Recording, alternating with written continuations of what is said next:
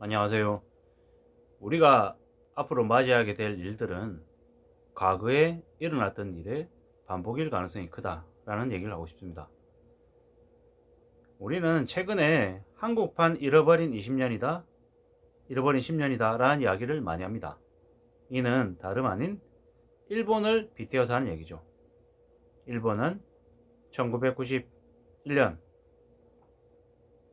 해서 대출청량제를 실행하고 그 이후에 일본의 경제가 서서히 침몰해서 지금의 저 상태까지 전락을 했죠.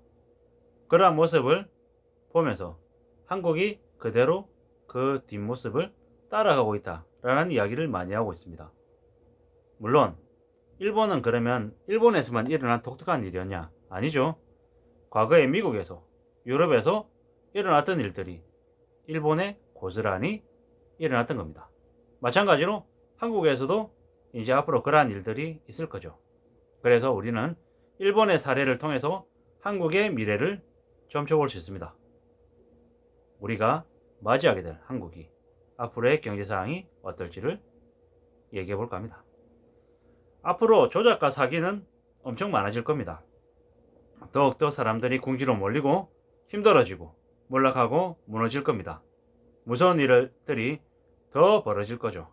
그리고 기득권들은 못 모르는 이들을 더 많이 낚아서 그들의 인생을 더 몰락시키려 할 겁니다. 과거에도 똑같이 일어났던 일들이 지금도 반복되는 거죠. 김대중 정부 시절에 신용카드를 안 발해서 못 모르는 20대 30대들을 빚쟁이로 전락시키고 부모의 돈을 가지고 그들의 빚을 되갚게 만들었죠. 부모들의 주머니를 털었다라는 거죠. 부모들을 담보로 못 모르는 20대 30대들을 궁지로 빠뜨린 거죠. 그러한 것들로 경제를 일으켰죠. 이명박 정부 시절에 사채에 준하는 사금융이 되게 심했죠. 사남원이나 아니면은 미지 어쩌고 저쩌고 이러면서 여성들 전용 대출 이런저런 얘기들을 하면서 많은 이들을 고금리 사채로 내몰아갔죠. 그리고 문재인 정부 시절 부동산 거품을 급등시켜서 영끌하게 만들었고 주식시장을 교란시켜서 조작해서 비투하게 만들었죠. 이러한 일들이 매 정부마다 계속 있어 왔습니다. 그리고 앞으로 윤 정부 기간에 또 어떤 일이 일어날지에 대해서는 우리는 우려하는 목소리로 우려하는 시선으로 볼 수밖에 없다라는 거죠. 안 좋았던 일, 어려웠던 일들은 계속 일어날 수밖에 없다. 일어난다. 라고 보는 게 좋겠는 거죠. 이제는 함부로 정부가 얘기하든 기업이 얘기하든 가까이 있는 사람이 얘기하든 믿어서는 안 되는 시기입니다. 허위 거래, 가짜, 조작이 너무 많습니다. 그래서 대한민국을 사회공화국이라고 얘기할 정도입니다. 지금은 정신 차리고 살아야 될 시기입니다. 절대로 넘어가면 안 됩니다. 함부로 잘못해서 욕심 부려서 도장 찍는 순간 자기 인생까지 같이 넘기게 된다는 거죠. 어떻게든 앞으로는 오래오래 버티냐에 따라서 살아남아서 나머지 것들을 가지냐 아니면 같이 쓸려 나가냐로 결정이 된다는 거죠. 매우 어려운 시기라는 거. 지금 현재 한국에는 미래가 없다라고 봐도 과언이 아니죠. 일본은 2025년부터 3명 중에 1명이 노인입니다. 한국 또한 그런 모습을 곧 따라갈 거죠. 고령화되고 젊은 인구들의 수도권 집중이 더 심해지고 그러면서 다른 지역은 지방은 대거 쇠퇴하게 되죠. 그러한 상황인데 지금의 정치인들이 도시를 좀 더 집중화시키고 선택과 집중을 해야 되는데 그러지 않고 있죠. 포퓰리즘에 자신의 정치 권력을 유지시키기 위해서 계속 토건 세력들과 길탁해서 묻지마 건설, 묻지마 세금 남발을 하고 있죠. 그로 인한 각 지역의 파산이 속출할 것이고 정부 부채가 급증해서 각종 주요 기관들이 민영화될 게 뻔하죠. 한국은 조금만 지나면 의료 인력 부족 국가가 될 수도 있다는 거죠. 지금 현재 일본은 의대가 미달이죠. 아무리 정원을 내려도 지원을 안 한다는 거죠. 왜 그렇게 되겠습니까? 왜 그렇게 되겠습니까? 점점 더 체면과 과시사회가 현실사회와 실리사회로 바뀌어가기 때문인 거죠. 의료인력 부족은 의료 비용 폭등을 부르는 거죠. 이미 고령화가 된 일본 사회에서 의료 비용은 계속 올라가고 있죠. 그러한 모습을 보면서 한국이 대비를 해야 되는데 그런 대비가 과연 되고 있냐? 라는 의구심이 많이 들죠. 의료 인력이 부족한 것은 AI와 비대면 의료 치료로 대처해야 되는데 그러한 것들이 얼마나 제대로 되어가고 있는지는 들여다봐야 될 것 같습니다.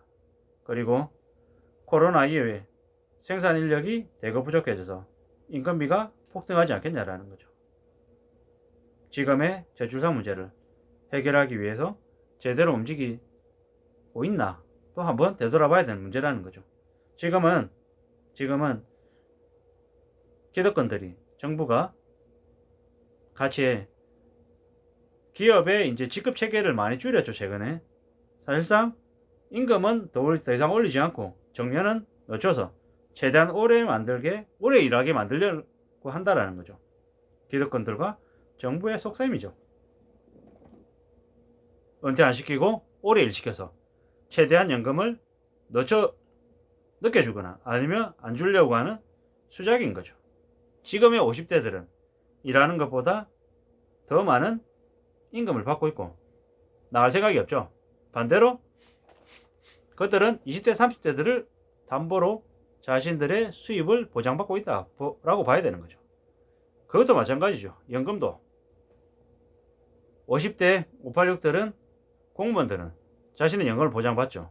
그러지만 새로 들어오는 20대 그리고 30대 초반에 공무원이 된 사람들은 586들에게 연금을 보장해주기 위해서 자신들이 의도치 않게 희생하게 됐죠.